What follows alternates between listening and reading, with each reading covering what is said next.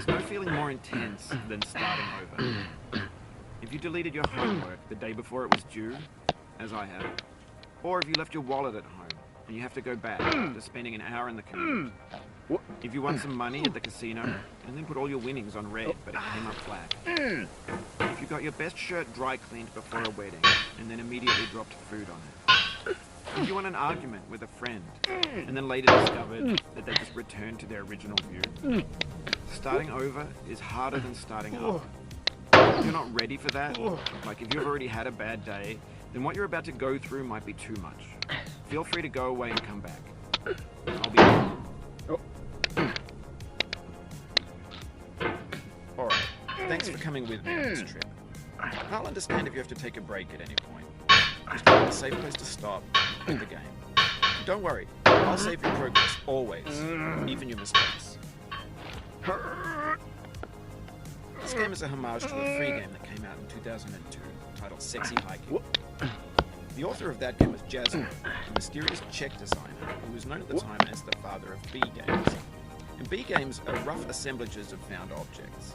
Designers slap them together very quickly and freely, and they're often too rough and unfriendly to gain much of a following. They're built more for the joy of building than as polished products. In a certain way, Sexy Hiking is the perfect embodiment of a game. It's built almost entirely out of found and recycled parts, and it's one of the most unusual and unfriendly games of its time. In it, your task is simply to drag yourself up a mountain with a hammer. And that act of climbing, in the digital world or in real life, has certain essential properties that give the game its flavor. No amount of forward progress is guaranteed. Some cliffs are too sheer or too slippery, and the player is constantly, unremittingly in danger of falling and losing everything. Anyway, when you start Sexy Hiking, you're standing next to this dead tree that blocks the way to the entire rest of the game. It might take you an hour to get over that tree, and a lot of people never got past it. You prod and you poke at it, exploring the limits of your reach and your strength, trying to find a way up and over. And there's a sense of truth in that lack of compromise. Most obstacles in video game worlds are fake. You can be completely confident in your ability to get through them once you have the correct method or the correct equipment or just by spending enough time. In that sense, every pixelated obstacle in Sexy Hiking is real. The obstacles in Sexy Hiking are unyielding, and that makes the game uniquely frustrating. But I'm not sure Jazzuo intended to make a frustrating game. The frustration is just essential to the act of climbing, and it's authentic to the process of building a game about climbing. A funny thing happened to me as I was building this mountain. I'd have an idea for a new obstacle, and I'd build it, test it, and it would usually turn out to be unreasonably hard. But I couldn't bring myself to make it easier.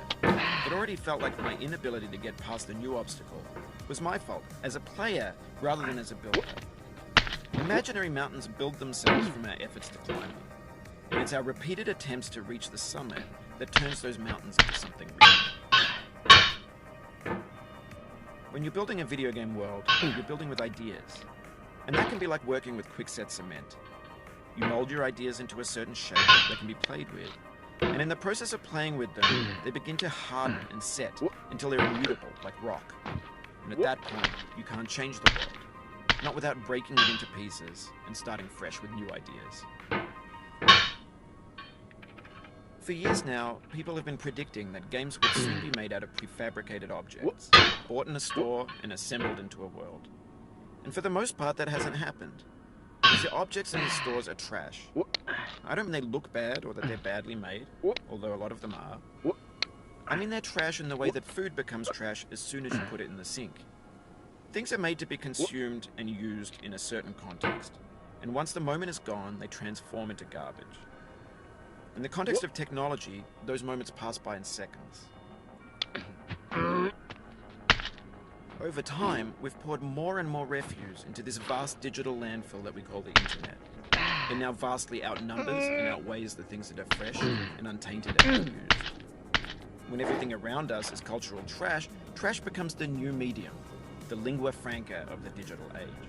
And you can build culture out of trash. But only trash culture. B games, B movies, B music, B philosophy.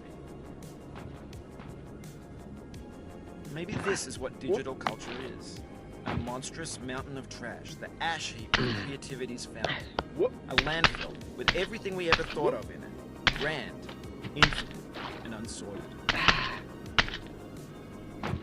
There's 3D models of breakfast, Gen X's fanfic novels, scan magazines, green screen Shia LaBeouf, advanced stuff scenes on Live League. Facebook's got lifelike bots with unbranded adverts and candid shots of Kanye and Taylor Swift mashups, car crash epic failed GIFs, Russian dashcam vids, discussions of McRibs, discarded, forgotten, unrecycled, muddled, rotten, untitled. Everything's fresh for about 6 seconds, until some newer thing beckons, and we hit refresh. And there's years of persevering, disappearing into the pile, out of style, out of sight.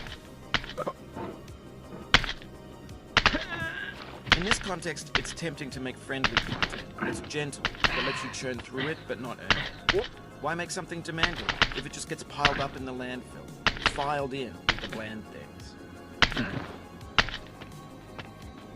When games were new, they wanted a lot from you. Daunting you, haunting you, resetting and delaying you. Players played stoically. Now everyone's turned off by that. They want to burn through it quickly. A quick fix for the fickle. Some tricks for the clicks of the feckless. That's not you. You're an acrobat. You could swallow a baseball. Now I know, most likely you're watching this on YouTube or Twitch, while some dude with 10 million views does it for you. Like a baby bird being fed chewed up food. That's culture too. But on the off chance that you're playing this, what I'm saying is, trash is disposable, but maybe it doesn't have to be approachable. What's the feeling like? Are you stressed? I guess you don't hate it if you got this far. Feeling frustrated? It's underrated. An orange is sweet, juicy fruit locked inside a bitter peel. That's not how I feel about a challenge. I only want the bitterness. It's coffee. It's grapefruit. It's licorice. It feels like we're closer now.